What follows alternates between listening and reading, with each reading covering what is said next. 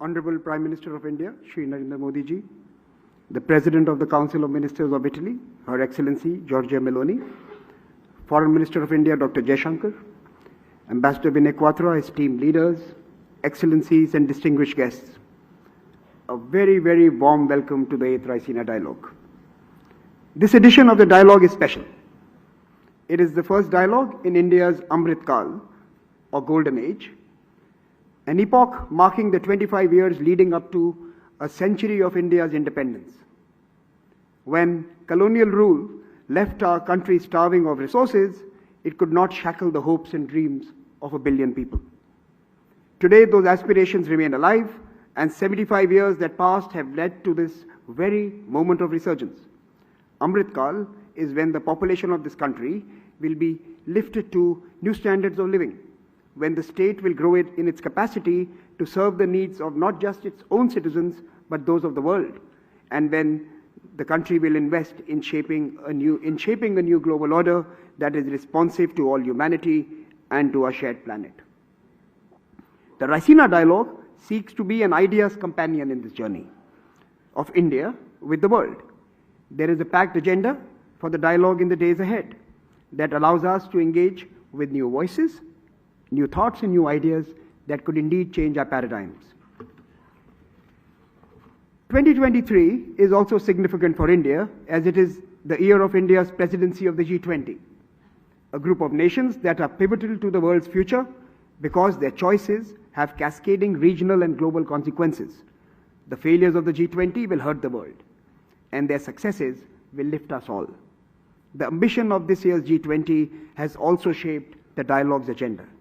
From debating the need for reforms in multilateralism to encouraging lifestyle changes to mitigate the climate crisis, the Raisina Dialogue aims to support India's G20 priorities. This year, G20 also aims to be inclusive. The Honorable Prime Minister, Shri Narendra Modi, elaborated his vision at the Voice of the Global South Summit. He said, and I quote, "As far as India is concerned, your voice is India's voice, your priorities are India's priorities." This sentiment will be reflected in the Raisina Dialogue Town Hall on March 5th, where we will gather not only the G20 countries, but also participants from over 80 countries to be present and to discuss our common future. That collective future may be difficult to imagine at this moment, given what we went through in the first 2 years of this decade. Indeed, has it only been 2 years? From old conflicts resurfacing in Europe to convenient morality in Afghanistan, from complete disregard for the environment to selfish acts during the COVID-19 pandemic. This already feels like a very long decade, and this brought out the worst of humanity. Forums like this dialogue are seeking to bring out the best. It is during these gatherings that exaltations could catalyze an inclusive development policy that is fit for purpose. The theme for this year's dialogue is provocation, uncertainty, turbulence, lighthouse in the tempest. Question mark. Can all of us assembled here in New Delhi be a lighthouse in our own way? As the world is being battered by a perfect storm, multiple beacons are needed to illuminate the way. India seeks to be one of them and to inspire others to be the same. Last year, as we opened the dialogue, we made 2 promises to the Honorable Prime Minister. First, that as hosts, we would follow the sun to where the best and most plausible ideas await. And second, we committed to investing in building the next generation of global diplomats. This year, on February 18th, we launched Raisina at Sydney, alongside the editions we host in Delhi, Berlin, and Washington, D.C. This dialogue is now truly chasing the sun, seeking inspiration from across the globe. This October, the past October, we also inaugurated the Raisina Forum for the Future of Diplomacy. Hosted in New Delhi and Varanasi, it brought together diplomats from over 30 countries to rethink their official responsibilities and ethics. The world's diplomatic corps are now the first responders to everything, from health crisis to man-made and natural disasters. The investment in skills and character that may be demanded of them need to be invested in and need to be invested in now. Continuing our tradition of engaging the brightest minds from around the world, We welcome the 2023 batch of the Raisina Young Fellows who are seated here to my right. We have 48 fellows from 33 countries and a community which is now close to 2,000 from over 110 countries.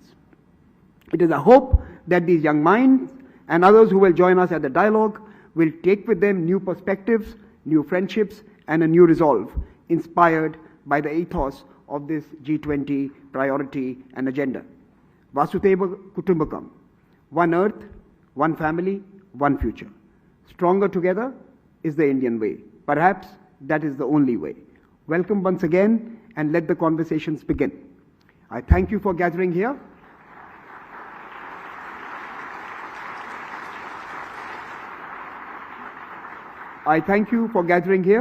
And I want to now invite the Chairman of the Observer Research Foundation, Mr. Sanjay Joshi, to introduce the dialogue and our keynote address and inaugural speaker. Mr. Sanjay Joshi, the mic is yours.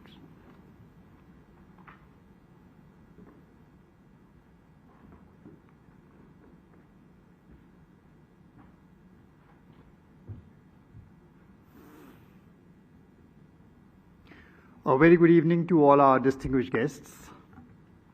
Honorable Prime Minister of India, Shri Narendra Modi ji, our guest of honor, Excellency Giorgia Meloni, Prime Minister of Italy, Honorable External Affairs Minister, our partners, the Ministry of External Affairs, Ministers, Admirals, Generals, this distinguished gathering assembled in this room for the 8th Raisina Dialogue.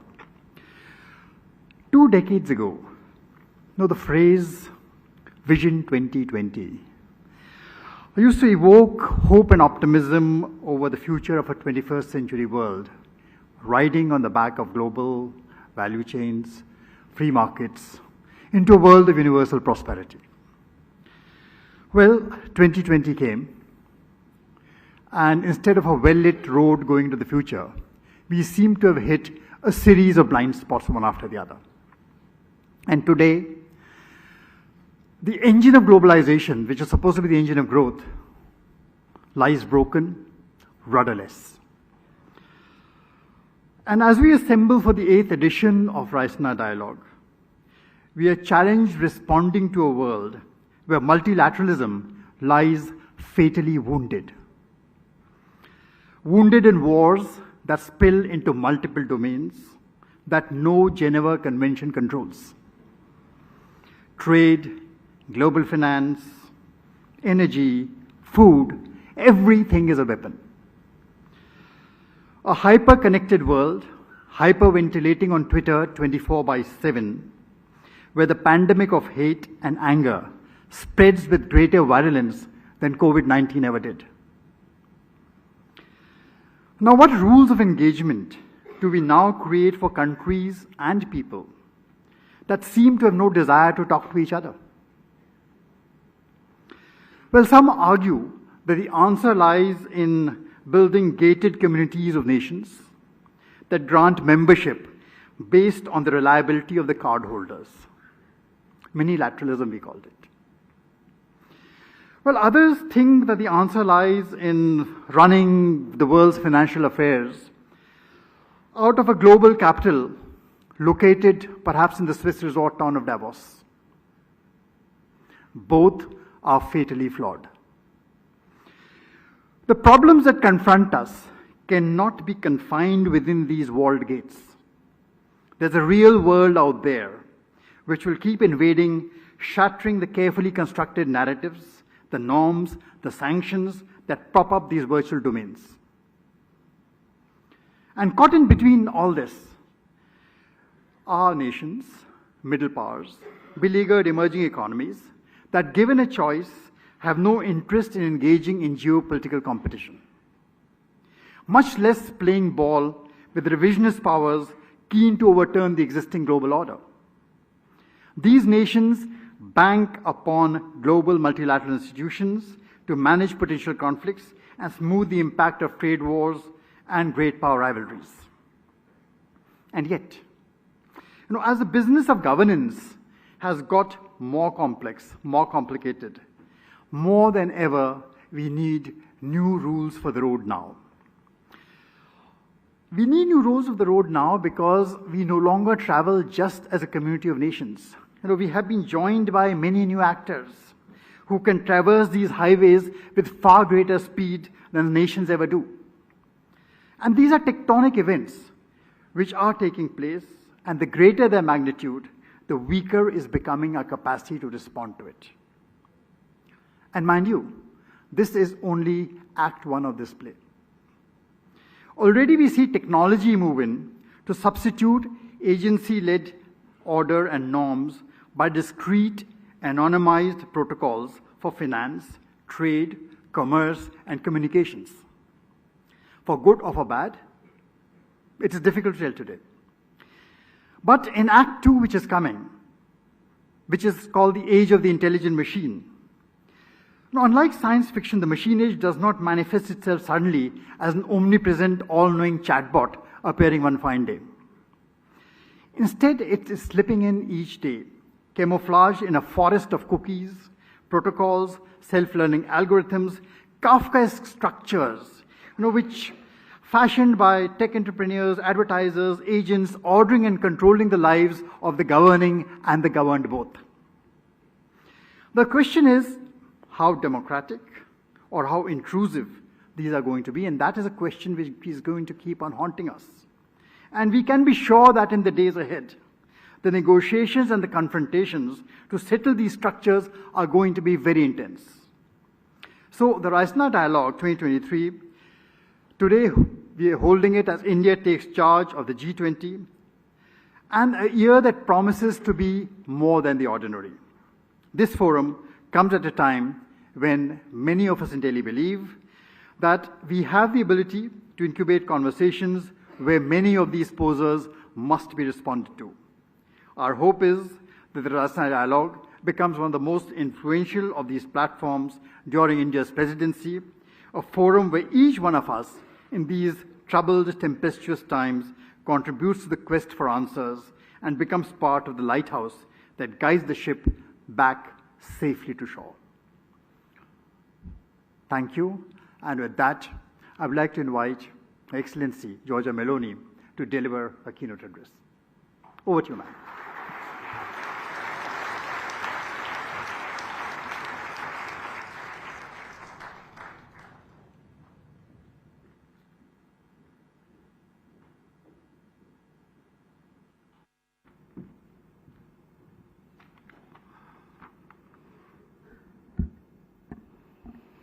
Well, dear Prime Minister Modi, Excellencies, distinguished guests, namaskar. It is an honor for me to inaugurate this year's Raisina Dialogue and to do so in front of such an extraordinary audience, an audience that includes representatives from across the G20, with whom Italy shares a special responsibility to find solutions to our common global challenges. With this in mind, well, I would like to take this opportunity to share my appreciation for Prime Minister Modi's hard work on handling a complex presidency and to reiterate Italy's full support to its success. I am told that the name of this international conference comes from Raisina Hill here in Delhi, from which the government is granted a broader view of India's capital city. In troubled times like today, this is, I think, a fitting metaphor of the vision that we as leaders, thinkers, civil servants need to adopt.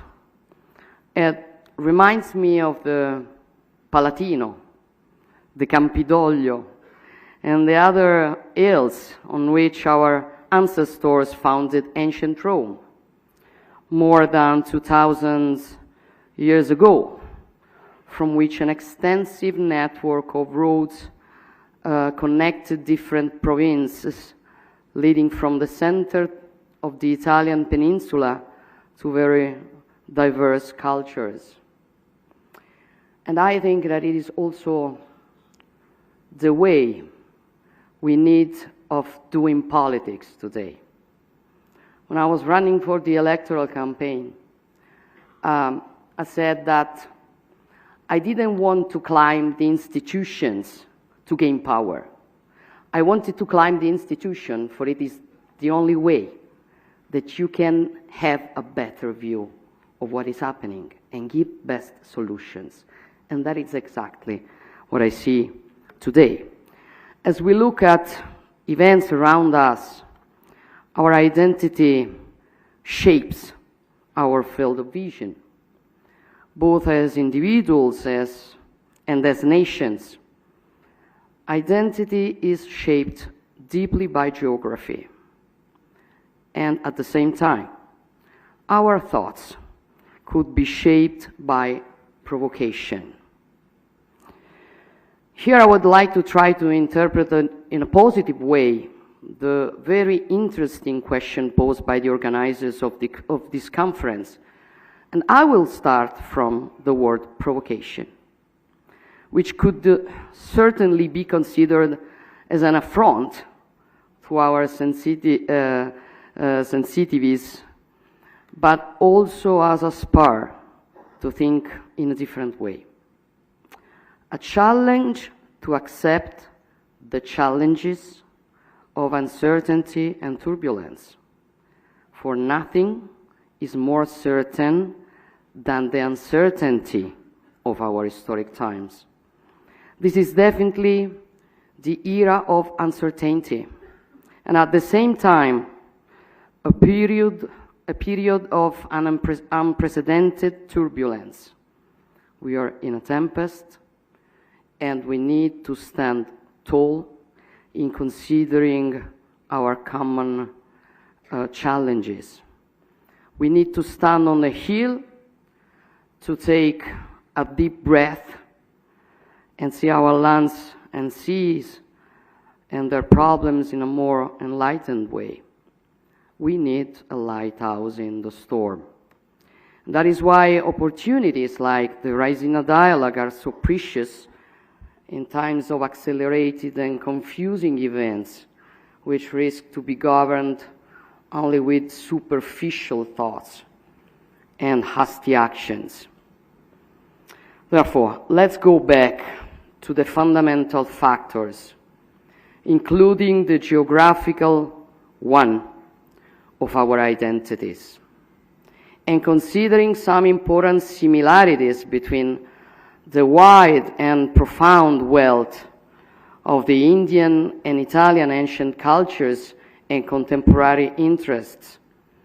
I wonder if one can speak of the concept of peninsularity, which could have a place next to those of insularity and continentality.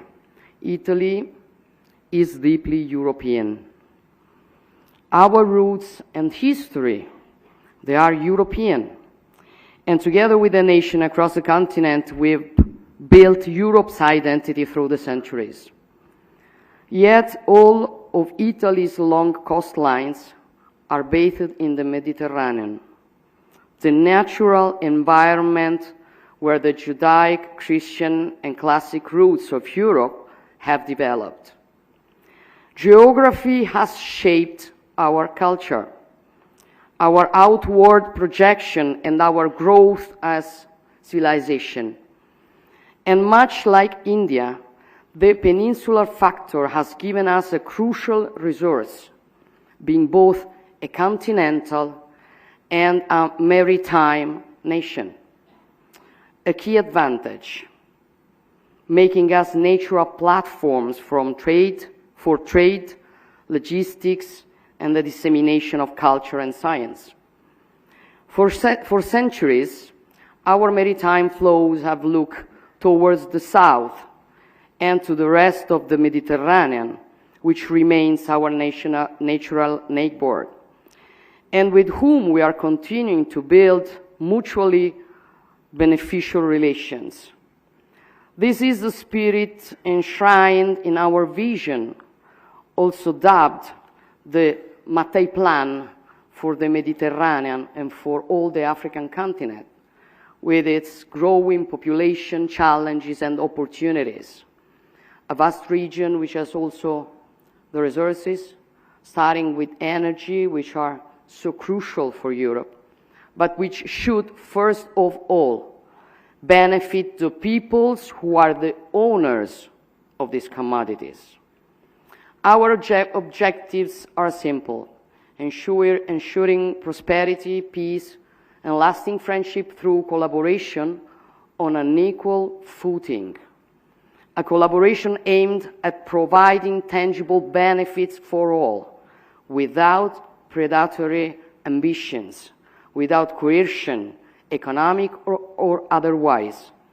In those first few months of my tenure, I gave priority to developing equal partnership on common priorities such as energy, and Italy is working to be the bridge connecting the Eastern Mediterranean, Africa, and Europe. Producer countries should benefit from their resources for their own prosperity and stability. Green energy, hydrogen, and electricity will more and more be locally produced for their own citizens and for Europe. Much like the energy transition, the digital transition is also based on connectivity. Data are the energy of our digital societies, and they will flow from India to Europe across the Mediterranean and Italy. The Blue Raman project will link the Indo-Pacific to our European economies. In the past, the Alps at our north protected Italy, but they were also the area of connection to the rest of Europe. Likewise, the Mediterranean Sea was for centuries a sort of blind alley, the extreme appendix of the Atlantic Ocean.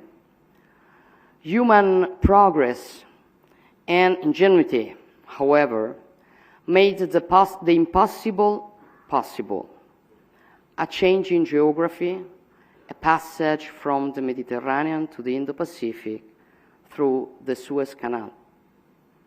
Today, the Mediterranean is really the sea in the middle, the basin which stands between the two major maritime spaces of the globe, the Atlantic and the Indo-Pacific.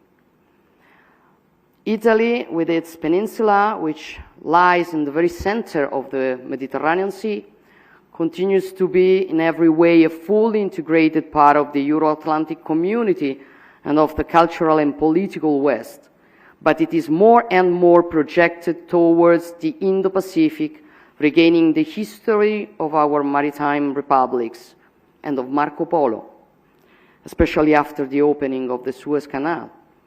The laws of physics, starting with the communicating vessels, are those of trade. The impact of such a shift are hard to exaggerate. 150 years later, as the Indo-Pacific has become a crucial center for gravity for the global economy, 40% of the EU's foreign trade passes through the South China Sea, and much more transits through the Indian Ocean.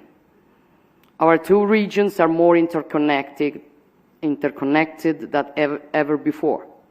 Together, we account for 70% of global trade, and the EU has become the biggest investor in the Indo-Pacific, which contributes to two-thirds of global economic growth. The world's oceans connect us. They are essential to global commerce and our way of life. Today, shipping makes up 90% of all international trade, and freedom of navigation is crucial for our economies. Global interconnection has enabled our economies to cooperate and flourish, but it comes at a cost, especially in times of turbulence within the international community.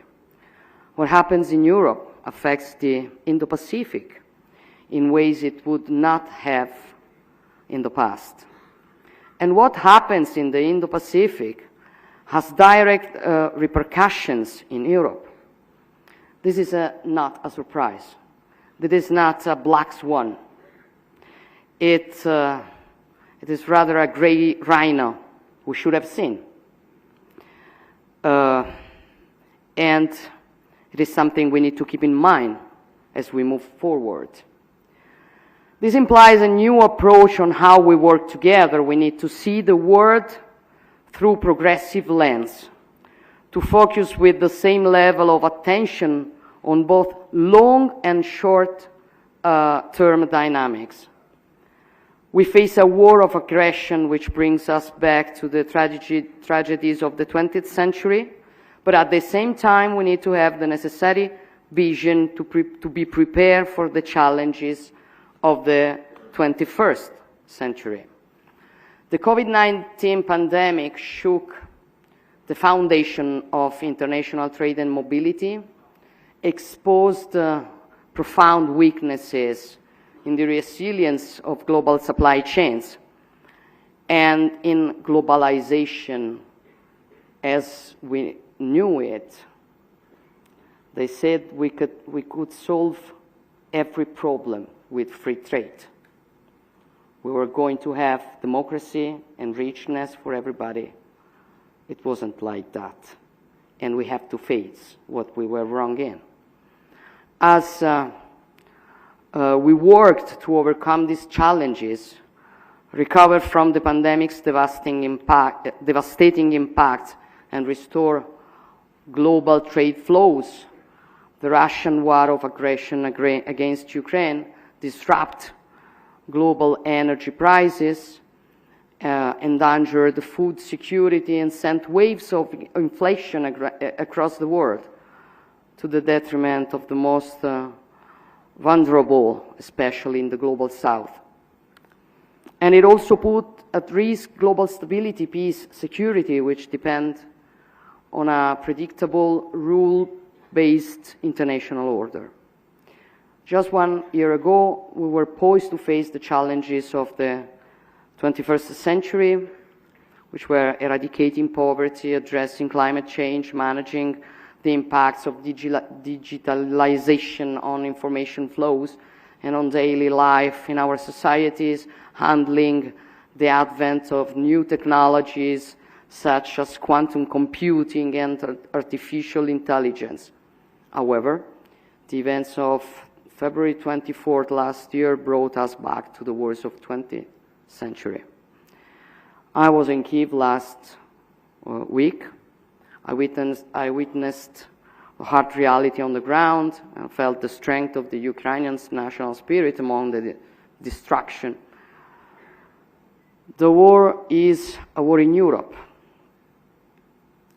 distant geographically from many other parts of the world, which in many cases are facing their own hardships closer at hand.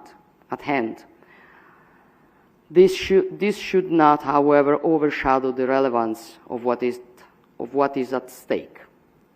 The Russian attack is not simply an act of war or a localized conflict. It is an act against the territorial integrity of a sovereign nation in violation of the fundamental principle of the global order that enables the international community to thrive. And we cannot allow the very foundations of international law to be threatened, without which only military force would be taken into account, and every state in the world would risk being invaded by its neighbor. These are not only the interests of the European countries. These are the common goods for the coexistence of all countries of the world. We cannot sit idly in the face of this, with this provocation at the heart of the UN Charter, which threatens to undermine stability across the globe. and we cannot allow the law of the strongest to overcome the strength of law. I know that there are many who feel that Europe has in the past failed to acknowledge that the world's problems are also its own. And perhaps until the past few years, our geopolitical stance has been less vocal than it could have been. This is no longer the case. And initiatives such as the EU strategy for the Indo-Pacific demonstrate that our views have indeed broadened. Regional affairs rapidly turn into global affairs in today's interconnected world. And unfortunately, Europe's problem today has become the world's problem. Italy and India share a profound conviction that only the rule of law can allow humanity to prosper and develop in balance and harmony. As forward-looking countries with rich cultures dating back millennia, we have a common human-centric vision in which democracy, science, peace, prosperity go hand in hand. The relationship between artificial intelligence and ethics is crucial. All developments must be human-centered. Our strength lies in our human capital, in our abilities to create and to push the boundaries of science, knowledge, and technology while keeping the state at the service of our citizens. We are building new bridge between academic and research centers of Italy and India. Despite the long history of our respective people, we are both young as states. We have had to overcome intense similar struggles to establish ourselves as independent states.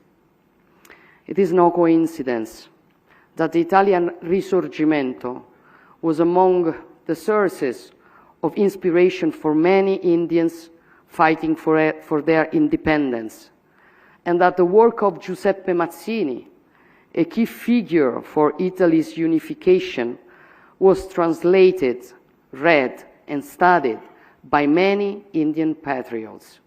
Gandhi himself, whose Young India drew from Mazzini's Giovane Italia, recognized his influence, saying, "There are few examples in the world of a man who alone accomplished this country's resurrection by the power of his thoughts and extreme dedication throughout the course of his life."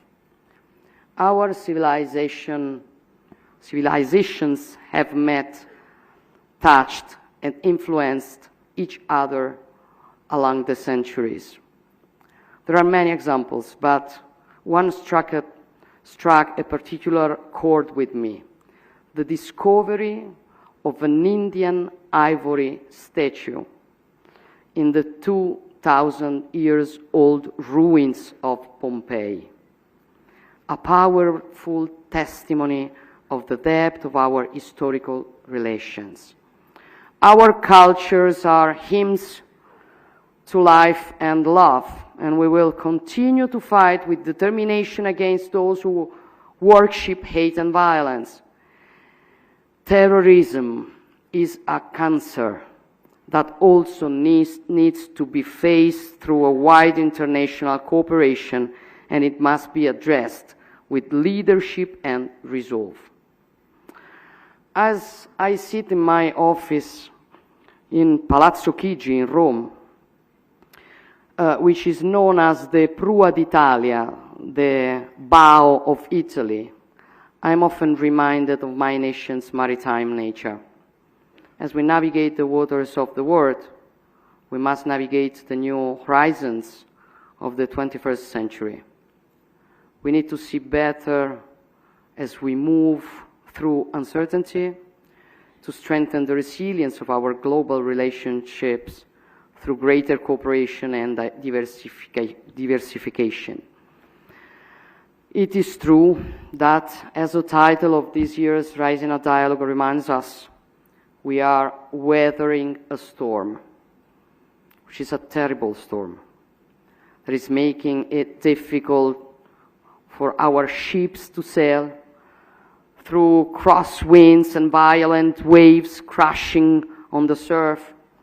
And fear has crept into their crews, and even the most seasoned sailors are hard-pressed to make the right decisions. Those who are at the stern, carrying the responsibility of their crews and of their ships, they can make the difference. And this is precisely the choice we as leaders have ahead of us, either swaying into turbulent waters or guiding our ships towards the safety of a friendly harbor. Our compass is our common endeavor to protect the shared human values that form the basis of our coexistence. India is a key player in this broad landscape, bathing in the Indo-Pacific much as Italy is at the heart of the Mediterranean. And our two countries have important contributions to make together. This is why Prime Minister Modi and I have just announced the scaling up of our bilateral relations to a strategic partnership.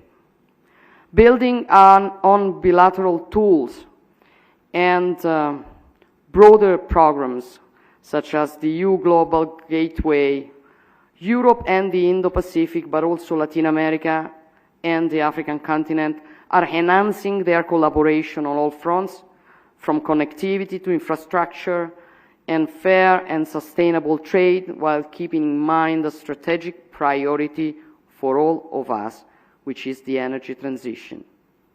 And this will be a key element in the global fight against climate change, to which we all need to contribute with different tasks and responsibilities. We have to do it bearing in mind our responsibilities towards the future generation, but also to our citizens today, and we need to do it in a balanced way. Each country has to do its part. Failing to do so, it would have a profound impact on humanity worldwide, directly through food shortage, drought, extreme weather events and other disasters, but also indirectly through new conflicts arising from climate-induced migrations and transboundary disputes over scarce resources.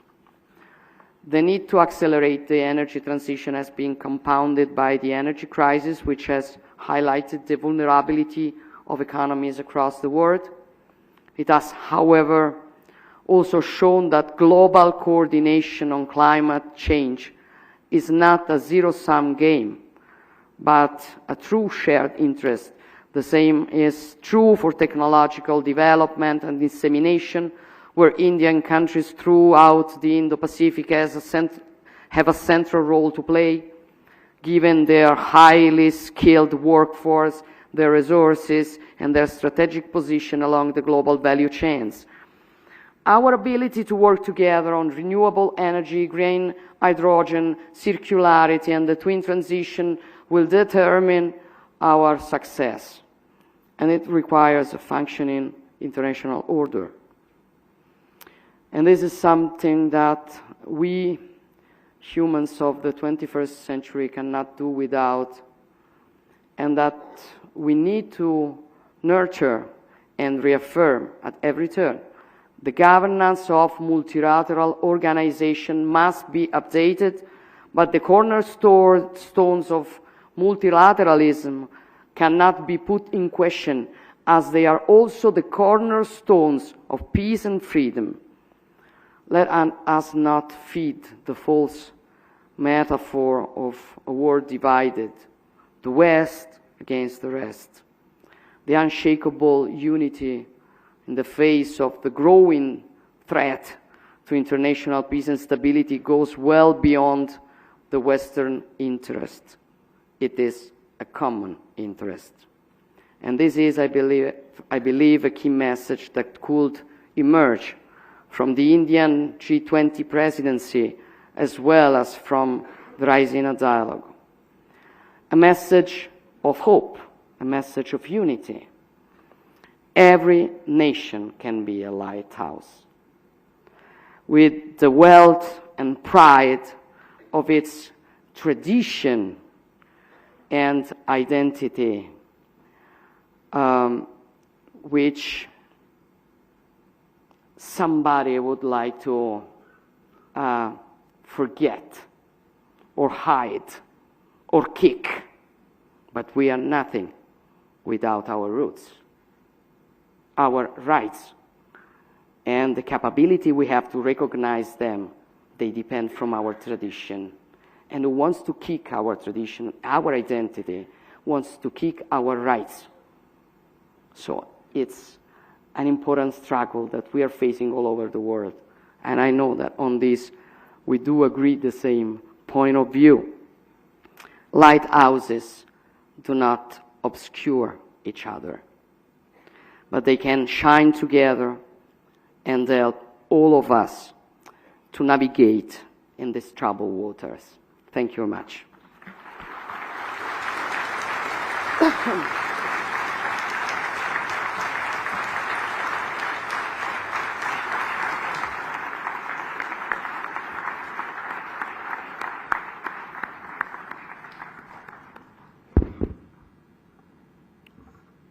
Thank you for that inspirational speech. May I now request the Indian External Affairs Minister, Dr. S. Jaishankar, to propose a vote of thanks.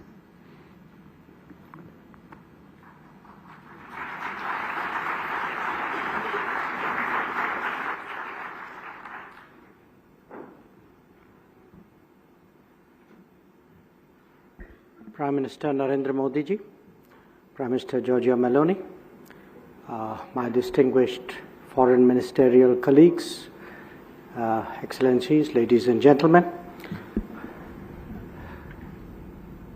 I think you have heard both from the keynote speaker and the two speakers before her about the state of the world. And that state of the world is captured obviously by the theme of this conference. But it's up to each one of us to see whether we put the focus on the tempest or the lighthouse. I think a lot of us, certainly in India, we can see the lighthouse shine quite brightly.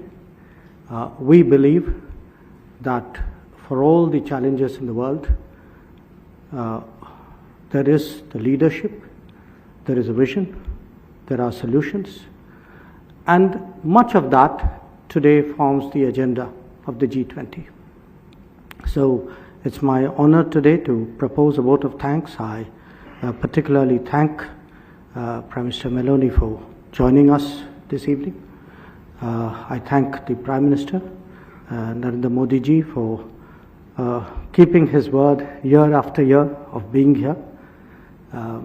And to all of you, I wish you a very, very productive conference over the next few days. Thank you very much.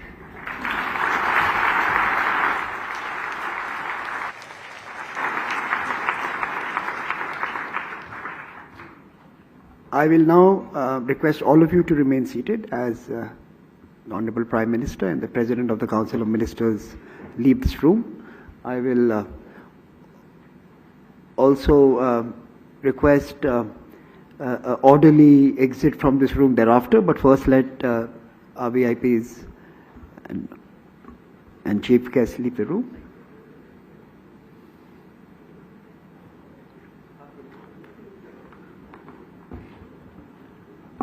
Thank you so much. If I could request everyone to please remain seated. Please